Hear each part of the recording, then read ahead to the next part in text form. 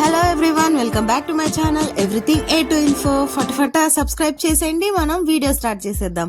ఈ రోజు వంట ఏంటంటే బాయిల్డ్ ఎగ్స్, నువ్వులు, వెల్లుల్లి కాంబినేషన్.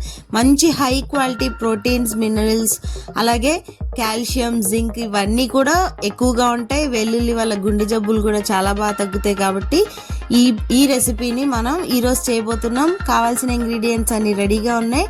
సో వెంటనే స్టార్ట్ చేసేస్తే నేను పాన్ పెట్టేసి ఈ కప్పుతో ఇన్ని ఎండుమిర్చి వేయించుకుంటున్నాను అనమాట. ఫస్ట్ ఇవన్నీ డ్రై రోస్ట్ చేసుకుంటున్నాను. ఖచ్చితంగా ఇవి డ్రై రోస్ట్ చేసేటప్పుడు సిమ్ ఫ్లేమ్లో మాత్రమే ఉండాలి పొయ్యి.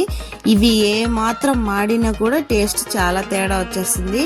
సో సిమ్ ఫ్లేమ్లో పెట్టేసి చాలా స్లోగా డ్రై రోస్ట్ చేసుకోవాలి వీటిని.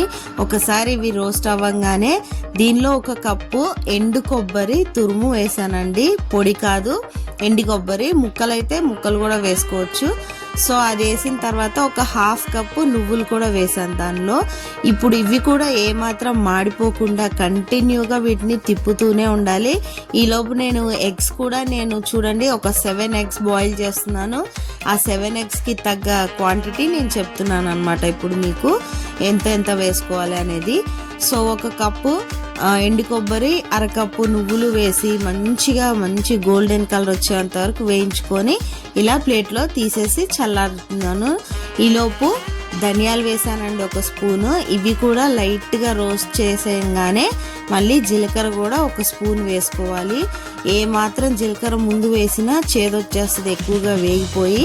సో ధనియాలు వేగిన తర్వాత ఈ జీలకర్ర మనం వేసుకోవాలన్నమాట. వేసుకొని లైట్గా డ్రై రోస్ట్ చేసి కమ్మని వాసన వస్తూ మంచిగా వేగిపోగానే ఇవి కూడా ముందుగా మనం వేయించి తీసుకున్న ప్లేట్లోనే వేసేసుకోవాలి. ఇవన్నీ ఇంగ్రీడియంట్స్ పూర్తిగా చల్లారిపోయిన తర్వాత ఒక మిక్సీ జార్లోకి తీసుకొని మనం వీటిని గ్రైండ్ చేయబోయే ముందు సేమ్ మనం ఏదైతే కప్తో కొబ్బరి నువ్వులు తీసుకున్నామో అదే కప్పుతో ఒక అరకప్పు వెల్లుల్లి రెబ్బలు కూడా తీసుకుంటున్నాను.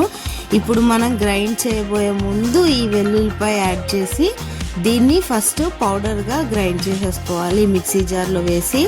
దీనికి ముందు ఏంటంటే టేస్ట్కి తగ్గట్టు నేను సాల్ట్ వేస్తున్నాను. నేను తీసుకున్న క్వాంటిటీకి 1.5 స్పూన్ వేసానండి ఉప్పు. ఈ రెసిపీలో మనం ఎక్కడా కూడా పచ్చిమిరపకాయ కానీ ఎండు కారపొడి కానీ వాడమండి.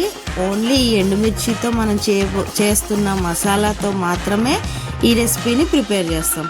సో పౌడర్ రెడీ అయిపోయింది కదా. ఇప్పుడు అదే పెనంలో ఆయిల్ వేసుకుంటున్నాను. నేనైతే ఒక గరిటె ఆయిల్ వాడేసానండి. ఈ ఆయిల్లో ఫస్ట్ మనం బాయిల్ చేసుకున్న ఎగ్స్ని ఇలా వేసుకోవాలి. జస్ట్ ఆయిల్ కొంచెం హీట్ ఎక్కగానే ఇవి వేసేసుకోవాలన్నమాట. వీటిని లైట్గా రోస్ట్ చేసుకోవాలి. ఇప్పుడు వీటిని రోస్ట్ చేసే ముందు కూడా మనం ఏం చేయాలంటే ఒక్కొక్క ఎగ్కి మనకి వీలైనన్ని ఘాట్లు పెట్టుకోవాలి. ఆ ఎగ్ చితికిపోకుండా, అలాగే దానికి మనము ఇప్పుడు వేసుకోబోయే ఫ్లేవర్స్ అన్నీ పట్టాలి ఆ ఎగ్స్కి. సో మనకి వీలైనన్ని ఘాట్లు ఆ గుడ్లు చితికిపోకుండా జాగ్రత్తగా పెట్టేసుకోవాలన్నమాట. పెట్టేసి అప్పుడు మనం ఒక 1/2 స్పూను పసుపు వేసుకోవాలి. దీనిలో ఎగ్స్ బాయిల్ అయిన ఎగ్స్ని వేయించుకునేటప్పుడే నేను పసుపు కూడా యాడ్ చేసేస్తాను. ఒక 1/2 స్పూన్ పసుపు అయితే సరిపోతుందండి. వేసేసి లైట్గా ఈ గుడ్లు వేగినాయా వేగలేదా అన్నట్టుగా వేయించుకోవాలి. కంటిన్యూగా తిప్పుతూనే వేయించుకోవాలి. అది కూడా ఎక్కడా కూడా గుడ్డు అడుగంటిపోకూడదు, మాడిపోకూడదు అనమాట. సో చూడండి నేను ఎలా కలుపుతూ వేయించుకుంటున్నానో.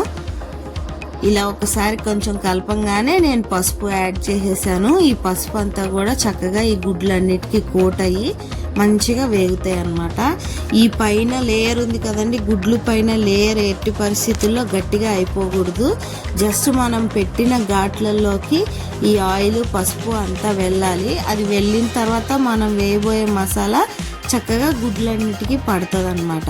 అందుకోసం చూడండి గుడ్లని మరీ రోస్ట్ అవ్వనీయకుండా నేను ఈ రకంగా అయిపోగానే ఇప్పుడు నేను 4 ఉల్లిపాయలని చిన్న ముక్కలుగా కట్ చేసి వేసాను అనమాట. ఇందులో పచ్చిమిరపకాయలు మనం వాడట్లేదు, అలాగే కారం కూడా వాడట్లేదండి. జస్ట్ మనం ఎండుమిర్చితో ఏదైతే ప్రిపేర్ చేసామో మసాలా అదే వేస్తాం.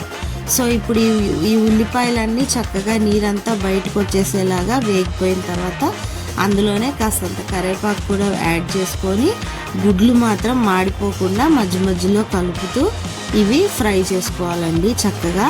ఉల్లిపాయలు ఒక్కసారి పచ్చిదనం అంతా పోయి కొంచెం ఆయిల్ అంతా వీటిలోంచి బయటకు వచ్చేస్తుంది అనగా మనం ఫస్ట్ పౌడర్ చేసి పెట్టుకున్నాం కదా మసాలా, ఈ మసాలా అంతా చక్కగా ఈ గుడ్ల మీద ఇలా జల్లేసుకోవాలండి. కంప్లీట్గా జల్లేసుకున్న తర్వాత వెంటనే దీన్ని మిక్స్ చేయకూడదు. ఒక్క 2 మినిట్స్ అలాగే మగ్గనివ్వాలి. మిక్స్ చేసేసిన తర్వాత అయితే మాడిపోతుందండి కూర. అలా అవ్వనీయకుండా చక్కగా అలా వేసి కొంచెం పచ్చివాసన పోతుంది 2 నిమిషాల్లో. ఆ తర్వాత వీటిని ఒక్కసారి తిప్పేసి ఇంకా వెంటనే స్టవ్ ఆఫ్ చేసేసుకోవాలి.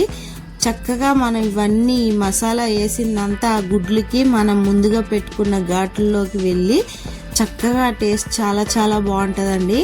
అలాగే మనకి ఈ రెసిపీ వల్ల ఎన్నెన్ని ప్రయోజనాలు, ఎందుకంటే boiled eggs high quality proteins ఉంటాయి, అలాగే మినరల్స్ విటమిన్స్ కూడా చాలా ఎక్కువగా ఉంటాయి. అలాగే నువ్వుల్లో కూడా అండి చక్కగా omega-3 ఫ్యాటీ యాసిడ్స్ ఉంటాయి. ఐరన్, కాల్షియం, జింక్ ఇవి కూడా ఎక్కువగా ఉంటాయి కాబట్టి ఆరోగ్యానికి చాలా మంచిది. ఇంకా వెల్లుల్లి పరిస్థితికి అయితే గుండె జబ్బుల్ని ఎలా అయినా కంట్రోల్ చేసేస్తుందండి.